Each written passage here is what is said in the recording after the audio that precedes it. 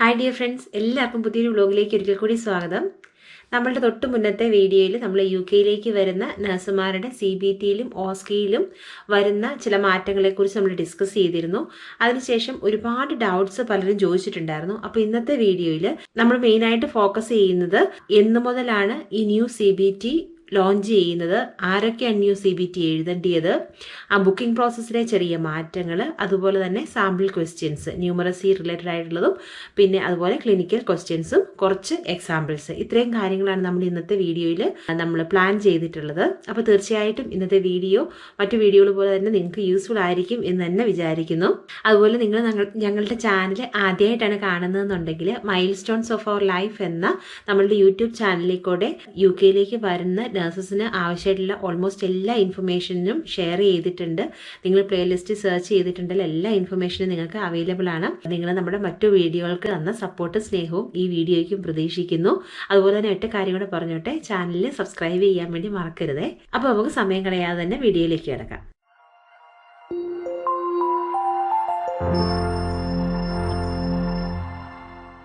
ഈ new test of competence launch ചെയ്യുന്നത് 2 August 2021 മുതലാണ്.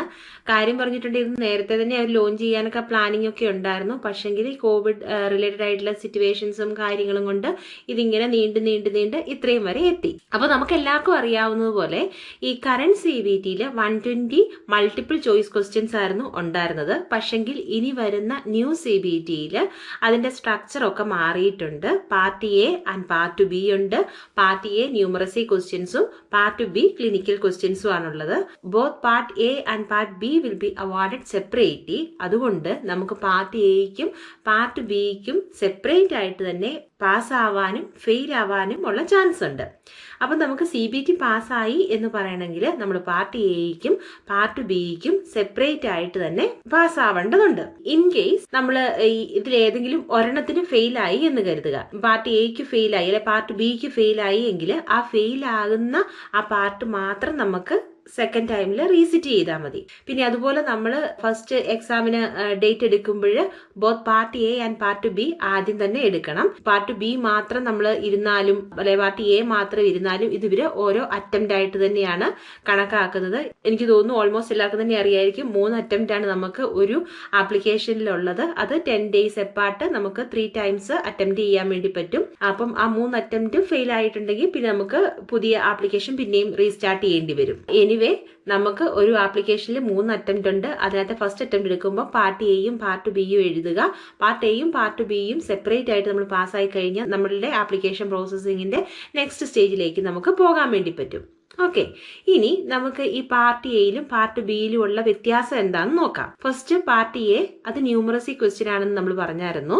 ആ ന്യൂമറസി ക്വസ്റ്റ്യൻസ് എന്ന് പറയുമ്പോൾ നമ്മൾ വലിയ ടെൻഷൻ അടിക്കേണ്ട കാര്യമൊന്നുമില്ല. നമ്മൾ നഴ്സുമാര് നമ്മുടെ ഡേ ടു ഡേ ലൈഫിൽ പ്രാക്ടീസ് ചെയ്യുന്ന കാര്യങ്ങൾ മാത്രമേ ഉള്ളൂ. വലിയ ആനുകൂല ക്വസ്റ്റ്യൻസ് ഒന്നും ഇല്ല. അതുകൊണ്ട് മനസ്സൊക്കെ വളരെ റിലാക്സ് ചെയ്തിരിക്കാവുന്ന ഒരു കാര്യമാണ്. 15 ക്വസ്റ്റ്യൻസ് ആണ് ഉള്ളത്. 30 minutes ഉണ്ട്. അതുകൊണ്ട് ഓരോ ക്വസ്റ്റ്യൻസിനും 2 minute വെച്ച് എടുക്കാൻ വേണ്ടി പറ്റും. ഇതെങ്ങനെയാന്ന് വെച്ചിട്ടുണ്ടെങ്കിൽ ഈ പാർട്ട് Aയും പാർട്ട് Bയും ഒരു ദിവസം തന്നെയാണ് നടക്കുന്നത്.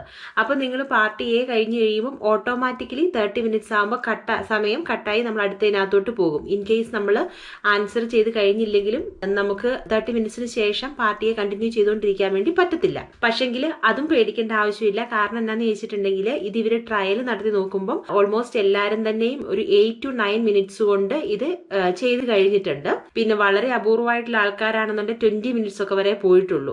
അതിന് മുമ്പ് തന്നെ എല്ലാവരും തന്നെ ക്വസ്റ്റ്യനും ആൻസറും എല്ലാം ഫിനിഷ് ചെയ്തിട്ടുണ്ട്. അപ്പൊ അതുകൊണ്ട് അങ്ങനെ ടെൻഷൻ അടിക്കേണ്ട കാര്യമില്ല. പിന്നെ അതുപോലെയാണെങ്കിൽ നമ്മൾ നേരത്തെ CBT അറിയാമല്ലോ, നമുക്കാണെന്നുണ്ടെങ്കിൽ ABCD എന്ന് പറഞ്ഞാൽ 4 ഓപ്ഷൻസ് വന്നിട്ട് അതിനകത്ത് നിന്ന് ഒരെണ്ണം സെലക്ട് ചെയ്യുമായിരുന്നു. പക്ഷെങ്കിൽ ന്യൂ CBT വരുമ്പോൾ നമ്മൾ ഒരു ഷോർട്ട് ആൻസർ ടൈപ്പ് പോലെ നമ്മൾ അതിന്റെ ആൻസർ വർക്ക്ഔട്ട് ചെയ്തിട്ട് നമ്മൾ ആൻസർ കണ്ടുപിടിച്ച് നമ്മൾ ആ തന്നിരിക്കുന്ന സ്പേസിൽ നമ്മൾ എഴുതുക ചെയ്യുന്നത്. അപ്പൊ രണ്ടിലേതാണെങ്കിലും നമ്മൾ കാൽക്കുലേഷൻ ചെയ്ത് നമ്മൾ അതിന്റെ ആൻസർ കണ്ടുപിടിക്കുന്നുണ്ട്. അപ്പൊ അങ്ങനെ ഓർത്തത് ടെൻഷൻ അടിക്കേണ്ട ആവശ്യമൊന്നുമില്ല. പിന്നെ ഒരു കാര്യം എന്താണെന്ന് ചോദിച്ചിട്ടുണ്ടെങ്കിൽ ഇതിന്റെ മാർക്ക് ഇവർ കൊടുക്കുമ്പോൾ ഒരു ക്വസ്റ്റിന് 1 മാർക്കാണ് ഉള്ളത്. അതല്ലാണ്ട് നമ്മളിപ്പം യൂണിറ്റ് അടക്കം എഴുതേണ്ടിയ ഒരു ക്വസ്റ്റിന് യൂണിറ്റ് എഴുതാൻ വിട്ടുപോയി പക്ഷെ ആൻസർ കറക്റ്റ് ആണ് എന്ന് വിചാരിച്ച് നമുക്ക് ഹാഫ് മാർക്ക് തരുന്നൊരു പരിപാടിയില്ല. 1 മാർക്ക് ആണെങ്കിൽ 1 മാർക്ക്, ഇല്ലെങ്കിൽ 0 മാർക്ക്. പിന്നെ നെഗറ്റീവ് മാർക്കിങ്ങോട്ട് ഇല്ലതാനും. ഓക്കെ, അപ്പോൾ എനിവേ നമ്മളിപ്പോൾ ഓർത്തിരിക്കേണ്ട ഒരു കാര്യം എന്താണെന്ന് വെച്ചിട്ടുണ്ടെങ്കിൽ യൂണിറ്റ് എഴുതാനുള്ള ക്വസ്റ്റ്യൻ ആണെങ്കിൽ യൂണിറ്റ് എഴുതാൻ വേണ്ടി മറക്കരുത്. ഞാൻ പറഞ്ഞല്ലോ, നമ്മുടെ ഡേ ടു ഡേ ലൈഫിൽ വരുന്ന നമ്മൾ കൈകാര്യം ചെയ്യുന്ന കാര്യങ്ങൾ തന്നെയാണ് ഇവർ ചോദിക്കുന്നത്. അതിന്റെ എക്സാമ്പിൾസ് ഞാൻ കുറച്ചുകൂടി കഴിഞ്ഞ് കഴിയുമ്പോൾ ഞാൻ കാണിച്ചു തരാം. വേണമെങ്കിൽ നമുക്ക് കാൽക്കുലേറ്റർ യൂസ് ചെയ്യാം എന്നാണ് പറയുന്നത്, പക്ഷെ അതിന്റെ ഒന്നും ആവശ്യം വരത്തില്ല എന്ന് തന്നെ NMC പറയുന്നുമുണ്ട്. ഇനി പാർട്ട് ബി യെ കുറിച്ച് ചിന്തിച്ചിട്ടുണ്ടെങ്കിൽ പാർട്ട് ബി ക്ലിനിക്കൽ ക്വസ്റ്റ്യൻസ് ആണ് വരുന്നത്. ഈ ക്വസ്റ്റ്യൻസ് ഒക്കെ ആണെന്നുണ്ടെങ്കിൽ ഓൾമോസ്റ്റ് ഇപ്പോൾ ഉള്ള കറന്റ് CBTയുമായിട്ട് ഓൾമോസ്റ്റ് സിമിലർ ആയിരിക്കും. അതായത് 90% ജനറിക് ക്വസ്റ്റ്യൻസ് ആയിരിക്കും, 10% ഫീൽഡ് സ്പെസിഫിക് ക്വസ്റ്റ്യൻ ആയിരിക്കും. ഫീൽഡ് സ്പെസിഫിക് എന്ന് പറയുമ്പോൾ അഡൽട്ട് നഴ്സിംഗ് എഴുതുന്നവർക്ക് അഡൽട്ട് നഴ്സിംഗ് റിലേറ്റഡ് ആയിട്ടുള്ളത്, ചൈൽഡ് ഹെൽത്ത് എഴുതുന്നവർക്ക് അങ്ങനെ ആയിട്ടുള്ളത്, പിന്നെ ലേണിംഗ് ഡിസബിലിറ്റി റിലേറ്റഡ് ആയിട്ടുള്ളത് അവർക്ക് അങ്ങനെ, മെന്റൽ ഹെൽത്തുകാർക്ക് അങ്ങനെ. അതായത് ഫീൽഡ് സ്പെസിഫിക് ആയിട്ടുള്ള 10% ക്വസ്റ്റ്യൻസ് ഉണ്ടാവും. പക്ഷെങ്കിൽ പഴയതുപോലെ തന്നെ ഇത് മൾട്ടിപ്പിൾ ചോയ്സ് ക്വസ്റ്റ്യൻ ആണ്, ABCD. അതിനകത്ത് നമ്മൾ ഒരു ഓപ്ഷൻ സെലക്ട് ചെയ്യുന്നു. പിന്നെ ടെസ്റ്റ് ഡെവലപ്പ് ചെയ്തപ്പം അവർ പറയുന്ന ഒരു കാര്യം എന്താണെന്ന് വെച്ചിട്ടുണ്ടെങ്കിൽ പഴയ CBTയിലാണെങ്കിൽ അല്ലെങ്കിൽ കറണ്ട് CBTയിലാണെങ്കിൽ ഒരു ക്വസ്റ്റ്യന്റെ ആൻസറിന് പല കറക്റ്റ് ആൻസർ ഉണ്ടാവും, പക്ഷെ അതിനകത്ത് ബെസ്റ്റ് ഏറ്റവും മോസ്റ്റ് സ്യൂട്ടബിൾ ആയിട്ടുള്ള ആൻസർ എഴുതാൻ പറയുന്ന രീതിയിൽ നമ്മളോട് പറയാറുണ്ടായിരുന്നു.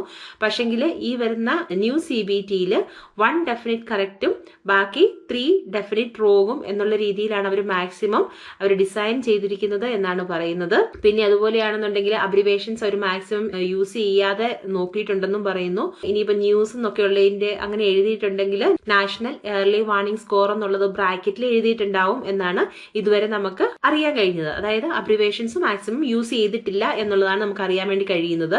ഇനി അടുത്ത കാര്യം എന്നാ എല്ലാവരും ചോദിക്കുന്നതെന്ന് ചോദിച്ചിട്ടുണ്ടെങ്കിൽ ആരൊക്കെയാണ് ന്യൂ CBT എഴുതേണ്ടതെന്നുള്ളതാണ്. അതായത് ഞാൻ പറഞ്ഞു ഇത് ഇംപ്ലിമെന്റ് ചെയ്യുന്നത് 2 ഓഗസ്റ്റ് 2021 മുതലാണല്ലോ.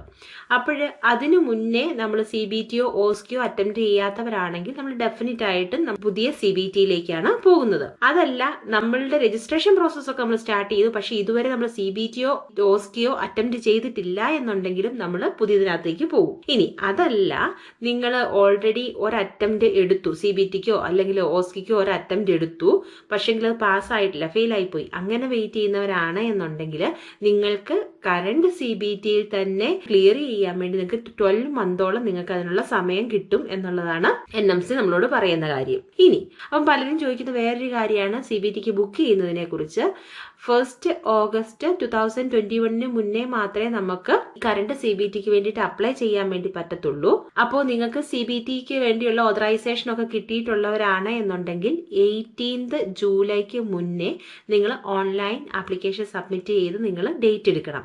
അതായത് 1 ഓഗസ്റ്റിന് മുമ്പുള്ള ഒരു ഡേറ്റ് എടുത്തിട്ടുണ്ടെങ്കിൽ നിങ്ങൾക്ക് ആ കറണ്ട് CBT നിങ്ങൾക്ക് എഴുതാൻ വേണ്ടി പറ്റും. അതല്ല, നിങ്ങൾ കറണ്ട് CBT എഴുതാൻ വേണ്ടി എലിജിബിൾ ഒക്കെയാണ്, പക്ഷേ 18 ജൂലൈക്ക് മുന്നിൽ നിങ്ങൾക്ക് ഡേറ്റ് എടുക്കാൻ പറ്റിയില്ല എന്നുണ്ടെങ്കിൽ നിങ്ങൾ Pearson VUവിന്റെ സൈറ്റ് വഴി ബുക്ക് ചെയ്യാൻ വേണ്ടി നിൽക്കരുത്. നിങ്ങൾക്ക് ടെസ്റ്റ് ഓഫ് കോമ്പിറ്റൻസിനെ കോൺടാക്ട് ചെയ്യാൻ പറ്റുന്ന ഒരു മെയിൽ ID ഉണ്ട്. ആ മെയിൽ IDയിൽ അവരെ മെയിൽ അയച്ച് അവരെ കോൺടാക്ട് ചെയ്യുക. അല്ലാണ്ട് ഡയറക്റ്റ് നമ്മൾ Pearson VUവിന്റെ ലിങ്ക് വഴി പോയിട്ടുണ്ടെങ്കിൽ നമ്മൾ ന്യൂ CBTയിലോട്ട് നിങ്ങൾക്ക് ഡേറ്റ് എടുക്കാൻ വേണ്ടി പറ്റത്തുള്ളൂ.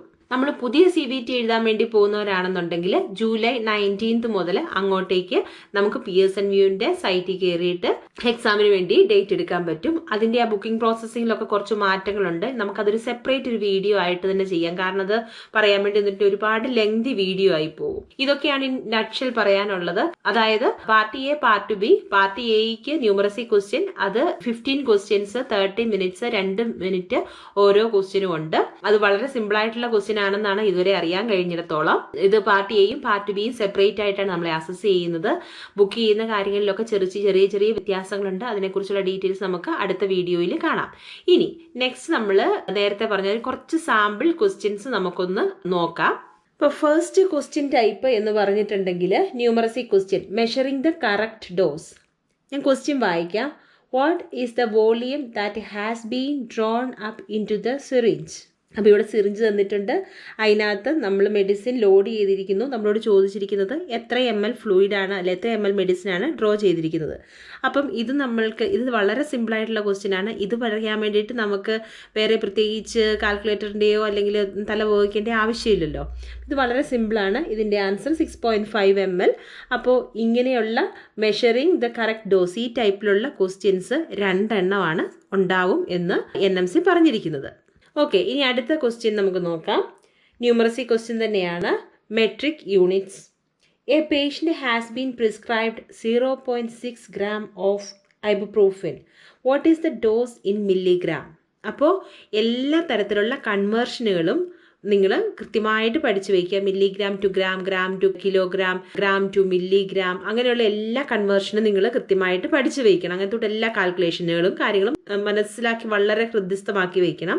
നമ്മളത് നമ്മളുടെ ഒരു പ്രീവിയസ് വീഡിയോയിൽ ഇട്ടിട്ടുണ്ട്. നിങ്ങളതൊന്ന് നോക്കിയിട്ടുണ്ട്, നിങ്ങൾക്ക് കാണാൻ വേണ്ടി പറ്റും. ഇത് വളരെ സിമ്പിളായിട്ടാണ് പറഞ്ഞിരിക്കുന്നത്. 1 gram is equal to 1000 milligram. So 0.1 gram equals 100 milligram. അതുകൊണ്ട് 0.6 gram എന്ന് പറയുമ്പം ഓട്ടോമാറ്റിക്കലി 100 × 6 എന്ന് പറയുമ്പോൾ 600 milligram. ഓക്കെ, ഇത് വളരെ സിമ്പിൾ ആണല്ലോ. അപ്പൊ ഇതുപോലെയുള്ളതും 2 ക്വസ്റ്റ്യൻസ് ഉണ്ടാവും മെട്രിക് യൂണിറ്റ്സുമായിട്ട് റിലേറ്റ് ചെയ്തിരിക്കുന്നത്. ഇനി അടുത്ത ക്വസ്റ്റ്യൻ നോക്കിക്കേ. Numeracy question, oral medication. ഈ ഓറൽ മെഡിക്കേഷനുമായിട്ട് ബന്ധപ്പെട്ട് 4 ക്വസ്റ്റ്യൻസ് ആണ് ചോദിക്കാൻ സാധ്യതയുള്ളത്. A patient has been prescribed 1 gram of carbocisteine solution. What volume should be administered? നമുക്ക് കാർബോസിസ്റ്റീൻ്റെ സൊല്യൂഷൻ്റെ ആ ബോട്ടിലിനകത്ത് അവർ എത്രയാണ് അതിൻ്റെ ഡൈല്യൂഷൻ അവർ പറഞ്ഞിട്ടുണ്ട്. അപ്പോൾ ഇതാണ്ട് എഴുതിയിരിക്കുന്നു, carbocisteine solution 200 milligram in 5 ml. So അത് കണ്ടുപിടിക്കാനുള്ള നമ്മളുടെ ഫോർമുല എന്താണ്? What we want divide by what we have in to dilution. So നമുക്ക് വേണ്ടുന്ന യൂണിറ്റ് എത്രയാണ്? 1 gram, അതായത് 1000 milligram. 1000 milligram എന്ന് പറഞ്ഞിട്ട് മില്ലിഗ്രാമിലേക്ക് മാറ്റാൻ കാരണം എന്താണെന്ന് ചോദിച്ചിട്ട് നമ്മുടെ ബോട്ടിലിൽ തന്നിരിക്കുന്ന അളവ് മില്ലിഗ്രാമിലായതുകൊണ്ട് നമ്മൾ അങ്ങോട്ടേക്ക് കൺവേർട്ട് ചെയ്യുന്നു. So next is what we have 200 milligram in 5 ml. So നമ്മളുടെ കാൽക്കുലേഷൻ ചെയ്ത് നോക്കുമ്പോൾ the answer is 25 ml. Okay, അപ്പോൾ നമ്മൾ എപ്പോഴും മറന്നു പോകാണ്ടിരിക്കേണ്ട ഒരു കാര്യം എന്ന് വെച്ചാൽ നമ്മളോട് അവർ യൂണിറ്റ് എഴുതാൻ വേണ്ടിയിട്ട് പറഞ്ഞിട്ടുണ്ട് എന്നുണ്ടെങ്കിൽ യൂണിറ്റ് എഴുതാൻ മറക്കരുത്. യൂണിറ്റ് മറന്നാൽ നമ്മളുടെ ആൻസർ തെറ്റായി പോകും. അപ്പോൾ ഇതുപോലെയുള്ള 4 ക്വസ്റ്റ്യൻസ് ഉണ്ടാവും. ഇനി അടുത്ത ക്വസ്റ്റ്യന് ന്യൂമറസി ക്വസ്റ്റ്യൻ, ഇഞ്ചക്ഷൻസ്. ഇഞ്ചക്ഷൻസുമായിട്ട് റിലേറ്റ് ചെയ്തിട്ടുള്ള 3 ക്വസ്റ്റ്യൻസ് ആണ് നമുക്ക് പ്രതീക്ഷിക്കേണ്ടത്. A patient has been prescribed 4 milligram of diamorphine hydrochloride. What volume should be drawn up for the injection? അപ്പോൾ അതിനകത്തും അതിൻ്റെ ആ പാക്കിൻ്റെ ഫോട്ടോയാണ് തന്നിരിക്കുന്നത്. Diamorphine hydrochloride injection 5 milligram in 1 ml. അപ്പോൾ നമ്മളുടെ ഫോർമുല നമ്മൾ യൂസ് ചെയ്യുന്നു what we want divide by what we have in to dilution. So നമുക്കുള്ള what we want is 4 milligram, what we have is 5 milligram. 4 divided by 5 into dilution is 1 ml. So 0.8 ml. ഇതുപോലെയുള്ള 3 questions ഉണ്ടാവും. ഇനി അടുത്ത question numeracy question തന്നെ, intravenous infusions. അതിനകത്ത് date, route, infusion, volume, duration, അങ്ങനെയുള്ള ഡീറ്റെയിൽസും കാര്യങ്ങളെല്ലാം തന്നിട്ടുണ്ട്. At what rate would you set the infusion pump to run? അപ്പോൾ നമ്മൾ ആ റേറ്റ് കണ്ടുപിടിക്കുമ്പോൾ പെർ അവറിലുള്ള ഇത് കണ്ടുപിടിക്കാൻ വേണ്ടിയിട്ട് amount to be infused divided by time in our.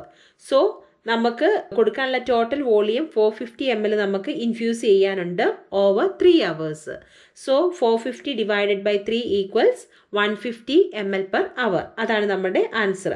Okay, ഇതും വളരെ സിമ്പിൾ അല്ലേ? ഒന്ന് ആലോചിച്ച് നോക്കി. ഇതൊക്കെ നമ്മൾ നമ്മുടെ ഡെയിലി പ്രാക്ടീസിൽ നമ്മൾ ചെയ്യുന്ന കാര്യമില്ല. അങ്ങനെ ടെൻഷൻ അടിക്കേണ്ട ആവശ്യമൊന്നും ഇല്ലല്ലോ. അപ്പോൾ നമ്മൾ കോൺഫിഡൻ്റ് ആയിട്ട് പോയാൽ മതി, വേറെ പ്രശ്നമൊന്നും ഉണ്ടാവത്തില്ല. അടുത്ത ക്വസ്റ്റ്യൻ ടൈപ്പ് എന്ന് പറഞ്ഞിട്ടുണ്ടെങ്കിൽ ഫ്ലൂയിഡ് ബാലൻസ് ചാർട്ടുമായിട്ട് ബന്ധപ്പെട്ടുള്ളതാണ്. ഞാൻ ക്വസ്റ്റ്യൻ വായിക്കാം. Complete the following fluid balance chart to calculate if the patient has gained or lost the fluid over a 24-hour period. If the patient has gained the fluid, you should include plus before your balance answer. Say for example, plus 100 ml. If the patient has lost fluid, you should include a minus symbol before your answer. Example, minus 100 ml. Okay, അതൊരു നമുക്കൊരു fluid balance chart തരും 24 hourൻ്റെ. അതിനകത്ത് നിന്ന് നമ്മൾ positive balance ആണോ negative balance ആണോ എന്ന് calculate ചെയ്ത് കണ്ടുപിടിക്കാൻ വേണ്ടിയിട്ടുള്ള ക്വസ്റ്റ്യനാണ്. ഇങ്ങനെയുള്ള ഒരു ക്വസ്റ്റ്യനുമാണ് ഉള്ളത്. ഇതാണ് ഏതാണ്ട് ഒരു ന്യൂമറസി ക്വസ്റ്റ്യൻ്റെ ഒരു ലെവലെന്ന് പറഞ്ഞിട്ടുണ്ടെങ്കിൽ. അപ്പോൾ നിങ്ങൾക്ക് മനസ്സിലായില്ലേ, അവർ പ്രത്യേകം പറയുന്നുണ്ട് CBT എഴുതുന്ന കുട്ടികൾക്ക് ഇത് ഭയങ്കര കോംപ്ലിക്കേറ്റഡ് ആക്കിക്കൊണ്ട് എക്സാം ടഫ് ആൻഡ് ട്രിക്കി ആക്കാനല്ല അവർ ഉദ്ദേശിക്കുന്നത്. പക്ഷെങ്കിൽ നമ്മളവിടെ സേഫായിട്ട് പ്രാക്ടീസ് ചെയ്യാൻ വേണ്ടിയിട്ട് കുഴപ്പമില്ലാത്തവരാണ് എന്ന് എൻഷുർ ചെയ്യുക എന്നുള്ളതാണ് അവർ ഇതുകൊണ്ട് ഉദ്ദേശിക്കുന്നത്. ഇനി നമുക്ക് ഒരു ചൈൽഡ് സ്പെസിഫിക് ആയിട്ടുള്ള ഒരു ക്വസ്റ്റ്യനും കൂടെ കാണാം. A baby has been prescribed ceftazidime at a dose of 25 mg per kg. The baby weighs 8.4 kg. What volume should be drawn up for the injection? So അതും വളരെ ഈസിയാണ്. പ്രിസ്ക്രൈബ്ഡ് ഡോസ് എത്രയാണ്? 25 mg per kg. Child weight എത്രയാണ്? 8.4 kg. So നമുക്ക് എത്ര dose വേണം? 25 × 8.4 എന്ന് പറയുമ്പം 210 mg. അപ്പോൾ ഇനിയിപ്പോൾ എളുപ്പമായില്ലേ? Volume to be drawn 210 divided by 100 × 1 ml. 100 കിട്ടാൻ കാരണം എന്താണ്? സെഫ്റ്റാസിഡിം കവറിൽ എഴുതിയിട്ടുണ്ട് 100 mg in 1 ml. അതുകൊണ്ടാണ് നമ്മൾ what we want divide by what we have in to dilution എന്ന ആ ഫോമുല നോക്കുമ്പോൾ വാട്ട് വി വാണ്ട് ഇസ് നമ്മൾ കാൽക്കുലേറ്റ് ചെയ്ത് കണ്ടുപിടിച്ചു 210 ആണ്. തന്നിരിക്കുന്ന അവൈലബിൾ ആയിട്ടുള്ള ഡോസ് 100 mg in 1 ml ആണ്. അങ്ങനെ കാൽക്കുലേറ്റ് ചെയ്ത് നോക്കുമ്പോൾ 2.1 ml എന്ന ആൻസർ കിട്ടും. ഇതിപ്പം വലിയ ഡിഫിക്കൽട്ട് ആയിട്ട് തോന്നുന്നില്ലല്ലോ. ഇനി അടുത്തത് ക്ലിനിക്കൽ ക്വസ്റ്റ്യൻസിലേക്ക് പോവുകയാണ്. നമ്മൾ നേരത്തെ പറഞ്ഞായിരുന്നു ഒരു 90% ഓഫ് ക്വസ്റ്റ്യൻസും ജനറിക് ക്വസ്റ്റ്യൻസ് ആയിരിക്കും, 10% മാത്രമായിരിക്കും ഫീൽഡ് സ്പെസിഫിക് ആയിട്ട് ഉണ്ടാവുക. അപ്പോൾ ഇതൊരു ജനറിക് ക്വസ്റ്റ്യൻ ആണ്. Which of the following professions are specifically trained in smoking cessation? Choose the correct answer. Dietitian, chiropractor, hypnotherapist and pharmacist. ഇതിനകത്ത് കൺഫ്യൂസിംഗ് ആയിട്ടുള്ള ആൻസറുകളില്ല, ഒറ്റ ഡെഫിനിറ്റ് ആൻസറേ ഉള്ളൂ, അത് ഫാർമസിസ്റ്റ് ആണ്. ഓക്കെ, ഇനി അടുത്ത generic question. Patient with chronic pain conditions are screened for which of the following? Choose the correct answer. Low mood and depression, b coronary heart disease, schizophrenia, d bowel cancer. So ഇതിനകത്ത് നിന്ന് ABCD option അന്ന് correct ആയിട്ടുള്ള answer select ചെയ്യുന്നു. So the answer is a, low mood and depression. അപ്പോൾ നമ്മളെപ്പോഴും നിങ്ങൾക്ക് answer കണ്ടെത്താൻ പറ്റുന്നില്ല എന്നുണ്ടെങ്കിൽ തെറ്റായിട്ടുള്ള ആൻസർ ഏതാണോ അതിനെ എലിമിനേറ്റ് ചെയ്യാൻ വേണ്ടിയിട്ട് ട്രൈ ചെയ്യുക. നമ്മളോട് പറഞ്ഞിരിക്കുന്ന അനുസരിച്ച് ഇതിനകത്ത് 1 ഡെഫിനിറ്റ് ആൻസറും 3 ഡെഫിനിറ്റ് റോങ്ങും ആയിരിക്കും ഉണ്ടായിരിക്കുക എന്ന് പറയുന്നത്. ഇനി അടുത്ത ക്വസ്റ്റ്യൻ, ഇതും ജനറിക് ടൈപ്പ് ക്വസ്റ്റ്യൻ ആണ്. You are caring for a patient who has a stoma formation and they are ready for discharge. What advice do you give the patient? Choose the correct answer. First option, keep the area moist when changing the bag, advocating the use of oil to help the surrounding skin. B, wait until the bag is full before changing it and clean with soapy water. C, use perfumed soaps to aid odor control. D, clean with water, trying to keep fecal fluid away from the skin to minimize irritation. ഇതും വളരെ clearly ഇതിൻ്റെ answer ഏതാണ്? Answer d ആണ്. Clean with water, trying to keep faecal fluid away from skin to minimise irritation. Okay, ഇനി നമുക്ക് field specific ആയിട്ടുള്ള question നോക്കാം. ഇത് ചിൽഡ്രൻസ് നഴ്സിംഗിൻ്റെ ക്വസ്റ്റ്യൻ ആണ്. A pediatric early warning score of 8 receives what clinical response? Choose the correct answer. A, no escalation required. B, 2 hourly observation. C, immediate escalation to senior clinician. D, 4th hourly observation. നമുക്ക് എല്ലാവർക്കും അറിയാം immediate ആയിട്ടുള്ള escalation ആണ് വേണ്ടിയെന്നുള്ളത്. ഇതൊക്കെ എല്ലാം നമുക്ക് answer അറിഞ്ഞോളണം നിർബന്ധമൊന്നുമില്ല. അപ്പോൾ ഇതൊക്കെ ഇയർലി വാർണിംഗ് സ്കോറുകളും കാര്യങ്ങളെല്ലാം പഠിക്കാൻ വേണ്ടിയിട്ട് നമുക്ക് മെറ്റീരിയൽ അവൈലബിൾ ആണ്. എന്ന് വെച്ചിട്ടുണ്ടെങ്കിൽ NMC കോഡ് ഓഫ് എത്തിക്സ് നോക്കണം, പിന്നെ NMCയുടെ ബ്ലൂ പ്രിന്റ് അവൈലബിൾ ആണ്, ടെസ്റ്റ് സ്പെസിഫിക്കേഷൻ അവൈലബിൾ ആണ്, പിന്നെ റോയൽ മാസ്ഡൻ നോക്കണം. അതുമാത്രം സ്റ്റിക്ക് ഓൺ ചെയ്യരുത്. അങ്ങനെ സപ്പോർട്ട് മെറ്റീരിയൽസ് ഒക്കെ NMCയുടെ സൈറ്റിൽ ഒരുപാട് പറഞ്ഞു തന്നിട്ടുണ്ട്. അപ്പോൾ അതൊന്നും ഒത്ത് ടെൻഷൻ അടിക്കേണ്ട ആവശ്യമില്ല. മാക്സ് സപ്പോർട്ട് മെറ്റീരിയൽസ് എക്സ്പ്ലോർ ചെയ്ത് അത് യൂട്ടിലൈസ് ചെയ്യുക. ഓക്കെ, ഇനി അടുത്തത് വേറൊരു ക്വസ്റ്റ്യൻ മെന്റൽ ഹെൽത്ത് റിലേറ്റഡ് ആയിട്ടുള്ളത്. A mental health nurse is supporting a patient at risk of suicide. When is the risk? Choose the correct answer. A, in the transition from continuous to general observation. B, at busy periods on the ward. C, after assessment by the consultant psychiatrist. D, prior to discharge. Answer is B, at busy periods on the ward. ഇനി അടുത്ത question, ഇത് learning ഡിസബിലിറ്റിക്ക് specific ആയിട്ടുള്ളതാണ്. A patient is admitted to the unit for learning disability care and the health section of their hospital passport is blank. From where is this information obtained? A. Next of kin or carer. B. Summary care record. C. The patient's GP. And D. News to form. And the answer is summary care record.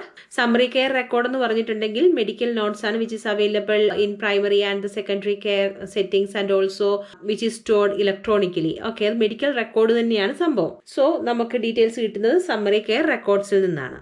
അപ്പോൾ ഇതൊക്കെയാണ് sample questions, കുറച്ച് sample questions. നമുക്ക് പിന്നീട് സമയം കിട്ടുന്നതനുസരിച്ച് നമുക്ക് കുറച്ചും കൂടെ detailed ആയിട്ടുള്ള വീഡിയോസും കൂടുതൽ ക്വസ്റ്റ്യൻസ് അവൈലബിൾ ആയിട്ടുള്ളതൊക്കെ ഇട്ട് തരാം. ഇന്നത്തെ വീഡിയോ നിങ്ങൾക്ക് യൂസ്ഫുൾ ആയി എന്ന് തന്നെ കരുതുന്നു. നമ്മൾ പറഞ്ഞ കാര്യം ഇൻ ആക്ച്വലി പറയുകയാണെന്നുണ്ടെങ്കിൽ 2 ഓഗസ്റ്റ് 2021 മുതൽ new test of competence implement ചെയ്യും. അപ്പോൾ അതിനു മുമ്പ് എക്സാമിന് ഒരു അറ്റംപ്റ്റെങ്കിലും എടുക്കാത്തവരാണ് എന്നുണ്ടെങ്കിൽ ഓട്ടോമാറ്റിക്കലി നമ്മൾ ന്യൂ ടെസ്റ്റ് ഓഫ് കോമ്പിറ്റൻസിലേക്ക് പോകും. അതല്ല ഒരു തവണയെങ്കിലും എടുത്തിട്ടുള്ളവരാണ് എന്നുണ്ടെങ്കിൽ നമുക്ക് പഴയ അല്ലെങ്കിൽ കറണ്ട് CBT OSCE കംപ്ലീറ്റ് ആക്കാൻ വേണ്ടി 12 മന്തിന്റെ ഒരു ട്രാൻസിഷണൽ പീരീഡ് കിട്ടും. പിന്നെ അതിന്റെ സ്ട്രക്ചറിൽ വ്യത്യാസമുണ്ട്, പിന്നെ ഗ്രേഡിങ്ങിലും സ്കോറിങ്ങിലും ഒക്കെയുള്ള വ്യത്യാസങ്ങളുണ്ട്. കുറച്ച് സാമ്പിൾ ക്വസ്റ്റ്യൻസ് നമ്മൾ കണ്ടു. അപ്പോൾ ഇന്നത്തെ വീഡിയോ നിങ്ങൾക്ക് തീർച്ചയായിട്ടും യൂസ്ഫുൾ ആയി എന്ന് തന്നെ കരുതുന്നു. അപ്പോൾ ഇതുവരെ വീഡിയോ വാച്ച് ചെയ്ത എല്ലാവർക്കും ഒരുപാട് നന്ദി. വീണ്ടും നമുക്ക് അടുത്തൊരു വീഡിയോയിൽ കാണാം. അതുവരെ എല്ലാവർക്കും bye bye. Thank you so much for watching.